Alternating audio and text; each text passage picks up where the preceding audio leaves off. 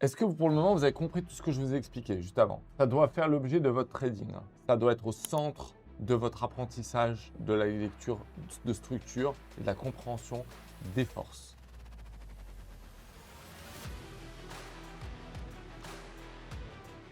Donc là, on part sur une séquence baissière. On a cassé une structure une fois, deux fois, avec une taille de swing qui est le swing sur le time frame sur lequel on est, c'est-à-dire en M5.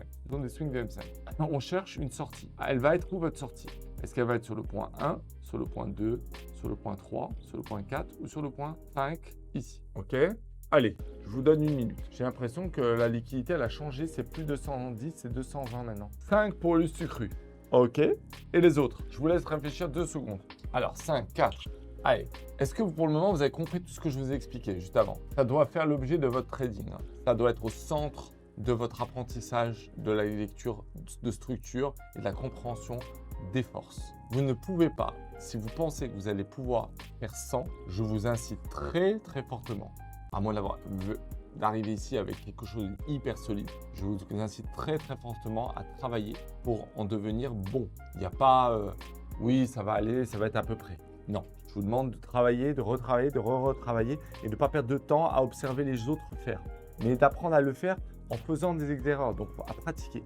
Vous n'y arriverez que comme ça. 5, 4, 2, 3, 3. Waouh, c'est la cour des miracles, hein. 5, 4, 2, 3. Il y en a pour tout le monde. On sort où? On a un cassage de structure, deux cassages de structure, on a un vrai OB. On reste sur ce time frame, on doit sortir au bout de 2 swings. Donc, trouvez-moi ces 2 swings. Où est-ce qu'on sort? Où est le TP? L'entrée est là-haut, l'entrée est là. Là, je vais mettre la pastiche ici. Je cherche juste où est le symbole d'entrée, là. Donc, l'entrée est là. Où est la sortie? Où est le TP? Est-ce que je le mets là? Est-ce que je le mets là? Est-ce que je le mets là? Est-ce que je le mets là? Est-ce que je le mets là? On va voir. Trouvez-moi ce TP. Une commande de quoi? Sortir à 2 pour pas abuser et me merder en cherchant le 3. Ok. Sortir à 2. Ok. Je suis devenu super conservateur. Oui. Mais on cherche pas à être conservateur, on cherche à sortir juste. Ni trop, ni pas assez. Des drapeaux, des autocollants. G. 4. C'est une double force. 4, c'est une double force. Ok. Bon. Allez. Je vous donne la réponse. Premier niveau, on a dit au bout de 2 swings. Premier swing, c'est un swing clean. Vous voyez, un swing comme ça, c'est un swing, c'est pas de la liquidité, c'est un swing. Donc premier swing, il est là. Ok, nickel. Deuxième swing, il est là. Mais ce swing, il est né de quoi? Il est né de rien. Vous voyez, il n'y a pas eu de contre-structure. Donc à partir du moment où on a cassé les bas, on ne peut pas repartir comme ça et former un swing. On doit d'abord sweeper des bas et ensuite on casse pour dire que ça c'est un swing. Si on est comme ça, alors ce swing, il est mou, il n'a pas beaucoup de force parce qu'il est né de rien. Et donc, il crée les conditions de ce qu'on appelle un double bottom. Et un double bottom, c'est de la liquidité. Et donc, on ne peut pas considérer que ça soit le numéro 2. Donc, ce 2 que j'ai indiqué ici, en fait, je vais le marquer là. Donc là, le premier swing, c'est 1. Je vais écrire ça en vert en version 32. Donc là, c'est mon 1 qui est là. Et là, quand j'arrive ici, à nouveau, je suis dans une séquence en 1.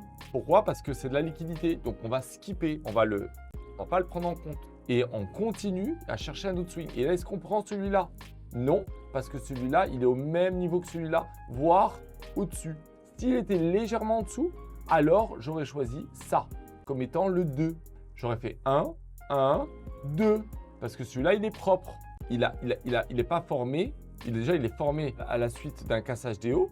Donc, on a un swing avant le swing.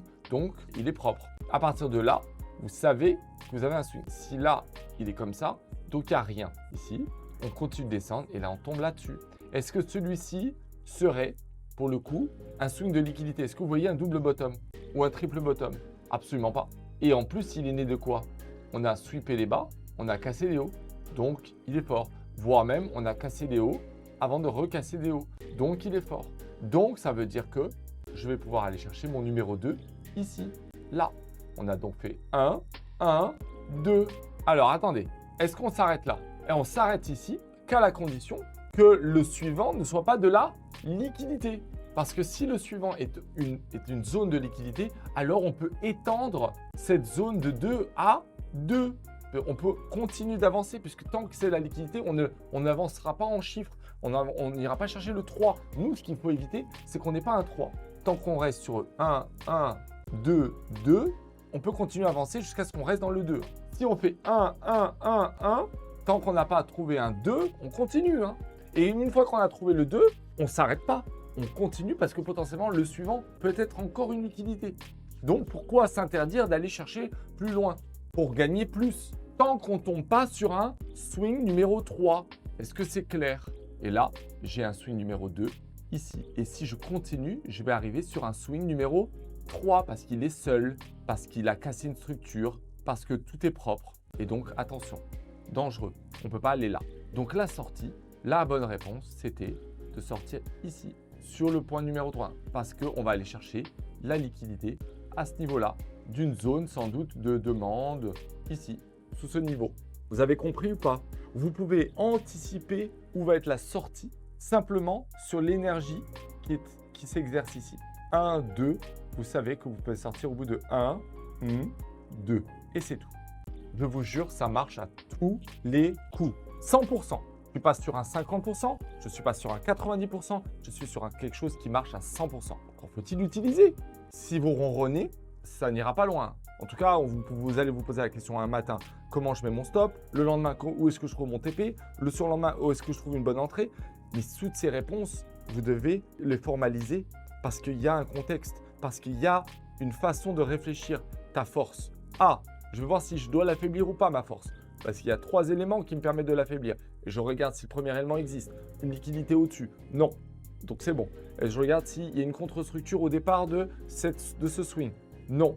Donc s'il n'y a pas de contre-structure, ça veut dire que ça l'affaiblit. S'il y a une contre-structure, tu es tranquille.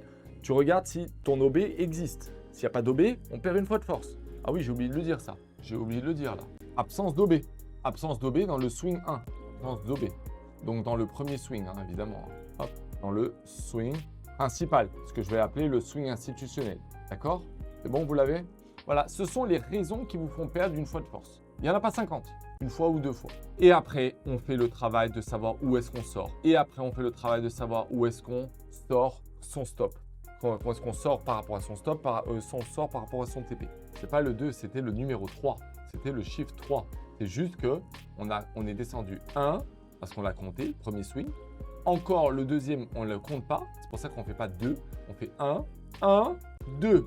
Et le 2 arrive sur le swing numéro 3. Enfin, sur mon point 3. Vous avez compris, les gars? Oh là là. Oui, mais il ne faut pas sortir sur le 2 parce qu'il faut aller chercher le 3. Parce qu'il n'y a aucune raison que le marché reste. Sauf si tu avais fait 1, 2, 2. Et là, oui. Si tu avais eu 2 swings avant, par exemple, quelque chose comme là, quelque chose comme ça, alors là, oui. 1, 2, 2. Là, tu sors ici. Parce qu'après, c'est 3. Mais ce n'est pas le dessin que je viens de vous faire. J'ai fait ça. Est-ce que c'est pigé? Nickel? Ok, super.